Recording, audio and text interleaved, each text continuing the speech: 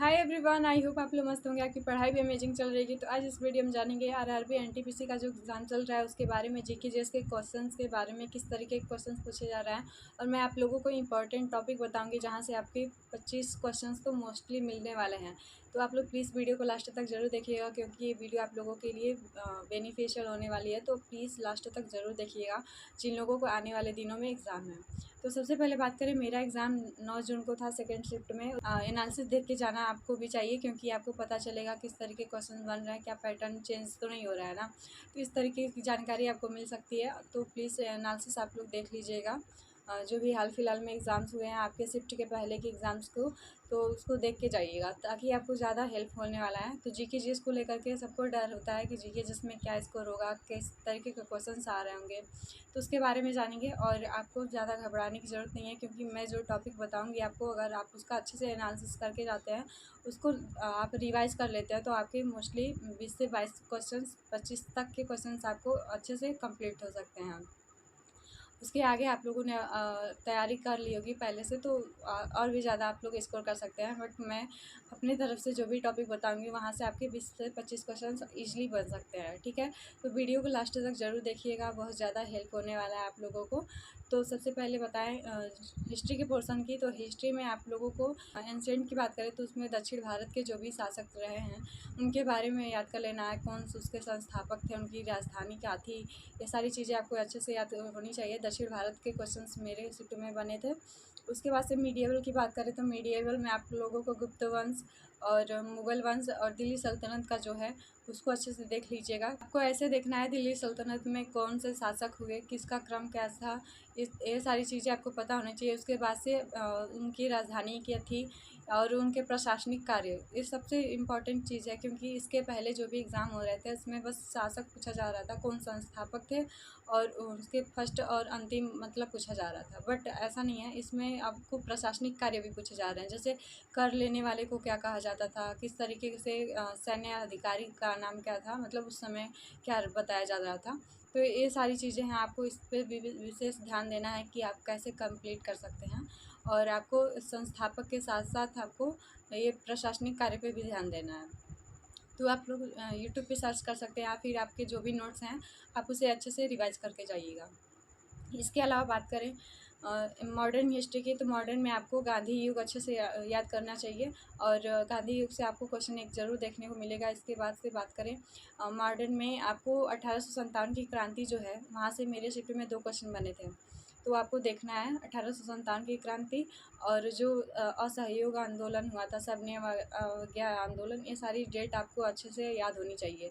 और किस जगह से स्टार्ट हुआ था, मेरे शिफ्ट में पूछा था 1857 की क्रांति कहाँ से स्टार्ट हुई थी, तो मुंबई के ग्वालियर टैंक से स्टार्ट हुआ था। बट ऑप्शन में क्या था, तलचर दिया हुआ था, सतारा दिया हुआ था और बनारस लखनऊ, इस तरीके से। तो आप लोगों को स्टेट के जगह पे जो मतलब प्रॉपर एक जगह का नाम भी दे दे रहा है।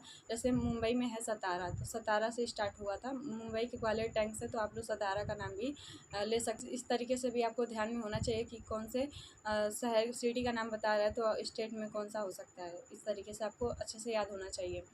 तो आप लोग इस तरीके के क्वेश्चन पे भी विशेष ध्यान दीजिए। 1857 की क्रांति का जो टॉपिक है इसको अच्छे से पढ़ के जाइएगा, कौन कहाँ से स्टार्ट हुआ था और लखनऊ से किसने विद्रोह शुरू किया था, बलिया से कौन थे, और इस तरीके से दिल्ली से कौन थे। इस सारी चीज़ें आपको पता होनी चाहिए 1857 की क्रांति के बारे में, और उस समय कौन सा ब्रिटिश शासक था, ऐसे आपको अच्छे तरीके से पता होना चाहिए।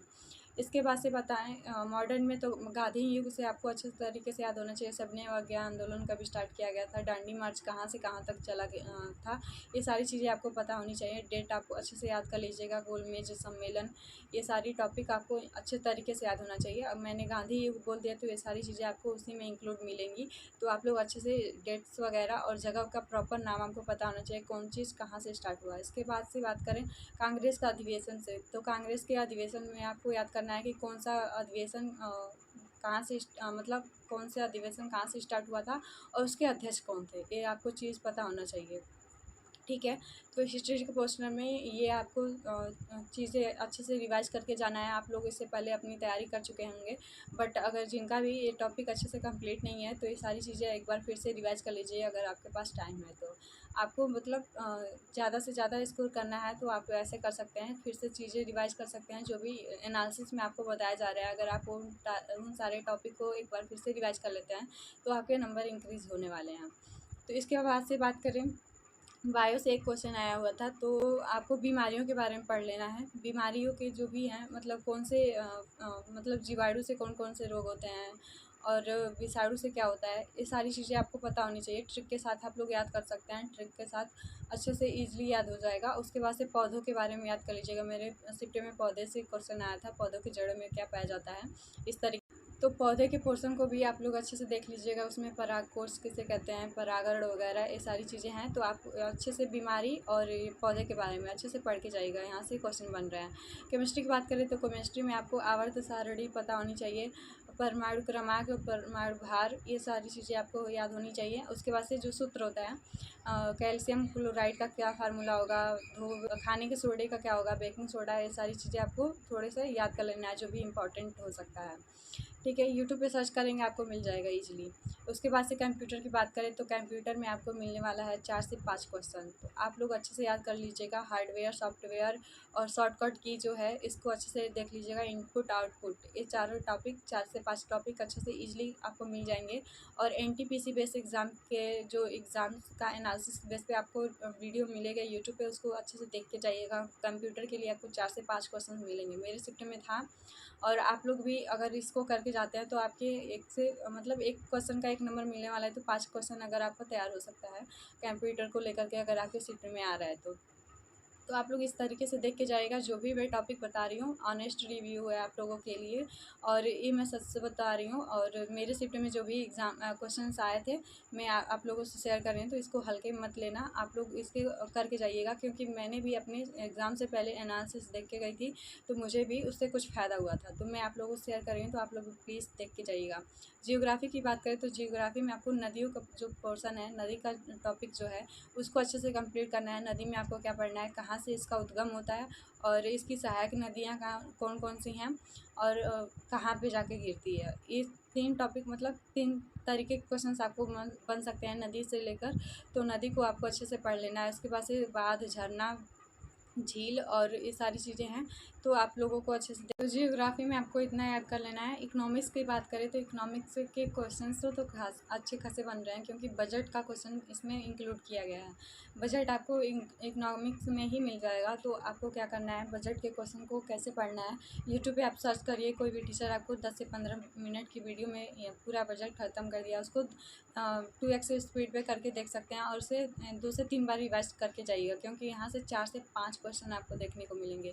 मेरे शिफ्ट में था कि शिक्षा को लेकर के कितना बजट पेश किया गया है, कितना परसेंटेज मिला है, इस तरीके के क्वेश्चंस बन रहे हैं, तो आपको इस पे ध्यान देना है। इसको हल्के मत लीजिएगा। 4 से 5 क्वेश्चन आपको सही होने वाले हैं बजट के टॉपिक से। एक टॉपिक आपको कितना नंबर दे रहा है आप लोग देख सकते हैं, तो इसको अच्छे से करके जाइएगा। 2 से 3 बार आप इसको अच्छे से एनालिसिस करिएगा और ध्यान से पढ़िएगा। क्योंकि मैंने अपने एग्ज़ाम के टाइम पे एग्ज़ाम हॉल के बाहर मैं बैठी थी, तो उसके मतलब कुछ समय मेरे पास था, तो मैं उसको अच्छे से रिवाइज़ कर रही थी, तो चीज़ें मुझे मिली वहाँ से रिलेटेड, तो आप लोग भी देख सकते हैं। जो 2 से 3 बार रिवाइज़ ज़रूर कीजिएगा, एक बार में अच्छे से याद नहीं हो पाएगा। आप एग्ज़ाम हॉल में बैठेंगे फिर भूल जाएगा, ऑप्शन आपको मतलब कन्फ्यूज़ करेगा, ठीक है? तो इस तरीके से बजट को आप अच्छे से देख के जाइएगा। और उसके बाद से बात करें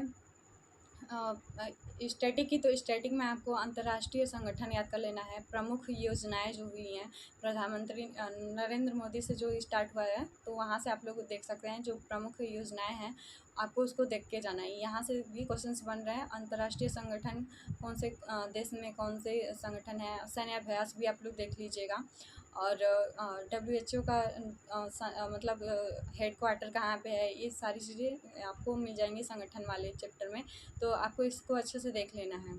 उसके बाद से हरित क्रांति की बात करें तो हरित क्रांति से आप लोग देख लीजिएगा। श्वेत क्रांति को स्टार्ट किसने किया था, वर्गीज कुरियन ने। इस जनगणना की क्वेश्चन की बात करें, जनगणना टॉपिक की, तो आपको इससे यहाँ से हर एक एग्ज़ाम में मिलता है, तो आप लोग इसको अच्छे से रिवाइज करके जाइएगा। कौन से स्टेट में जनसंख्या घनत्व ज़्यादा है, और जनसंख्या कौन से स्टेट की कम है, इस तरीके से आपको अच्छे से देख के जाना है। परसेंटेज पे भी ध्यान दे दीजिएगा कि शहर में कितने परसेंटेज लोग रहते हैं 2011 की जनगणना के अनुसार। और अगर जिन लोगों का एग्ज़ाम थोड़ा सा लेट है तो आप लोग हमारे टेलीग्राम चैनल पे जुड़ सकते हैं। वहाँ पे मैं डेली जीके जीएस के क्विज़ लगाती हूँ और उस पर बहुत सारे बच्चे जुड़ के अपना प्रैक्टिस कर रहे हैं। तो आप लोग भी ऐसे हमारे चैनल पे जुड़ के अपना प्रैक्टिस कर सकते हैं। एक एक डेली एक एक चैप्टर का टॉपिक मैं उठाती हूँ और वहाँ पे रिवीजन हो जाता है अच्छे तरीके से। तो आप लोग भी वहाँ पे जुड़ के अपना रिवाइज कर सकते हैं चीज़ें। तो आपको पता चलेगा कि कौन सा टॉपिक आपका कंप्लीट हो चुका है और कौन से में आपको दिक्कत हो रही है। ठीक है, तो ये सारी चीज़ें हैं। और मैं एनटीपीसी को ध्यान में देते हुए, आप किसी भी एग्ज़ाम की तैयारी कर रहे हैं तो आपको अच्छे से हो सकता है वहाँ पे प्रैक्टिस। ठीक है, तो आप लोग कर लीजिएगा। उसके बाद से खेल की बात करें तो प्रॉपरली जो करंट अफेयर्स में ही आ जाएगा। खेल से रिलेटेड जो भी T20 हुआ है और जो भी मतलब अवार्ड्स मिले हैं, आपको इस पे ध्यान देना है। जो भी अवार्ड मिला है, मेरे रिसिप्ट में आया था कि समंथा हार्वे को बुकर पुरस्कार मिला था इस तरीके से 2024 में। तो आपको जो भी 2024 के करंट अफेयर्स की बात करें तो 2024 से लेकर के 2025 अप्रैल तक का अच्छे से याद करके जाना है। करंट अफेयर्स के लिए आप गौरव सर की क्लास देख लीजिएगा, वहाँ से आपको बहुत ज़्यादा लाभ होने वाला है। तो आप लोग वहाँ पे देख लीजिएगा गौरव सर की क्लासेस। और इस आप लोग 2x के स्पीड पे अगर एक बार भी देख लेते हैं तो आपको बहुत सारे करंट अफेयर्स ईजिली मिल जाएगा। तो आप लोग वहाँ से देख लीजिएगा करंट अफेयर्स के लिए। तो आप लोग खेल और अवार्ड्स को देख लीजिएगा अच्छे तरीके से, वहाँ से क्वेश्चन मोस्टली बन सकते हैं। और उसमें बन जाएगा अच्छे तरीके से कि विराट कोहली ने कितने रन बनाए हैं T20 में, इस सारी चीज़ें आपको अच्छे से याद होनी चाहिए। और अवार्ड किसे कौन सा मिला है। और बात करें जो राज्य के मुख्यमंत्री हैं, उससे एक क्वेश्चन आया था, मेरे में आया था पंजाब के मुख्यमंत्री के बारे में। तो आप लोग भी ऐसे देख लीजिएगा कौन से राज्य के नए मुख्यमंत्री चुने गए हैं। जो नए वाले हैं वहीं से आपको क्वेश्चंस देखने को ज़्यादा मिलेगा। तो एक बार आप फिर से उसका रिवीजन कर लीजिएगा चार्ट का, तो आपको वहाँ से एक क्वेश्चन ज़रूर मिलेगा। तो आप लोग भी देख सकते हैं किस तरीके से है। राज्य के मुख्यमंत्री से क्वेश्चन आ रहा है तो राज्यपाल पे ज़्यादा ध्यान ना दे करके वहाँ पे भी अगर कर लेते हैं तो आपको हेल्प हो जाएगा। चित्रकला का जो पोर्शन है वहाँ से आपको एक क्वेश्चन मिलने वाला है। मेरे शिफ्ट में आया था कि चित्रकला आप लोग देख सकते हैं। वर्ली का जो वर्ली चित्रकला है वहाँ कौन से स्टेट में मनाया जाता है बनता है। और रंगोली हो गया, ये सारी चीज़ें आप लोग देख लीजिएगा अच्छे तरीके से। फुलकारी कहाँ पे मनाया जाता है बनता है, ये सारी चीज़ें चित्रकला पोर्शन आप लोग देख लीजिएगा। अगर आपके पास नवीन सर का स्टैटिक बुक है तो वहाँ पे आपको मिल जाएगा इजीली। वहाँ पे एक छोटा सा टॉपिक है, वहाँ पे कुछ स्टेट के बारे में दिया गया है, 5 से 7 स्टेट के बारे में। तो वहाँ पे आपको इजीली मिल जाएगा, लेकिन आपको वहाँ से एक क्वेश्चन ज़रूर देखने को मिल रहा है, तो अच्छे से देख सकते हैं आप लोग। ये सारे चैप्टर्स हैं, आप अगर इसको कंप्लीट करके जाते हैं तो आपको मोस्टली क्वेश्चंस देखने को मिलेंगे और आपका स्कोर सिक्योर हो सकता है जीके जीएस को लेकर के। अगर इन सारे टॉपिक को अगर आप कंप्लीट कर लेते हैं, मैं यहाँ पे आपको जो भी मैंने टॉपिक बताया उसको यहाँ पे लगा दूँगी, आप लोग देख लीजिएगा, स्क्रीनशॉट ले लीजिएगा और अपना फिर से एक बार रिवाइज कर लीजिएगा। तो ये सारी टॉपिक बहुत सारे मतलब जो भी टॉपिक मैंने बताया है वो सारे इंपॉर्टेंट है। तो आप लोग प्लीज़ इसे नेगलेक्ट मत कीजिएगा, इग्नोर मत कीजिएगा। अच्छे तरीके से इसको ध्यान में रखते हुए इसको एक बार फिर से रिवाइज कर लीजिए। मुझे पता है आप लोग पहले से तैयारी कर चुके होंगे। जिन लोगों को लगता है कि कुछ नया इंक्लूड किया गया है इसमें, तो आप लोग उसको एक बार फिर से रिवाइज कर लीजिएगा अगर आपके पास टाइम है।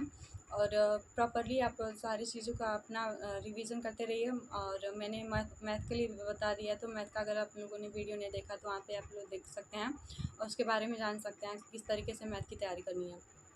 तो आप लोग इस टॉपिक को, इन सारे टॉपिक को अच्छे से कंप्लीट करके जाइएगा, बहुत ज़्यादा हेल्प होने वाला है, आपका नंबर इंक्रीज़ होने वाला है। तो आज के वीडियो में इतना ही, मिलता है नेक्स्ट वीडियो में। Take care, bye.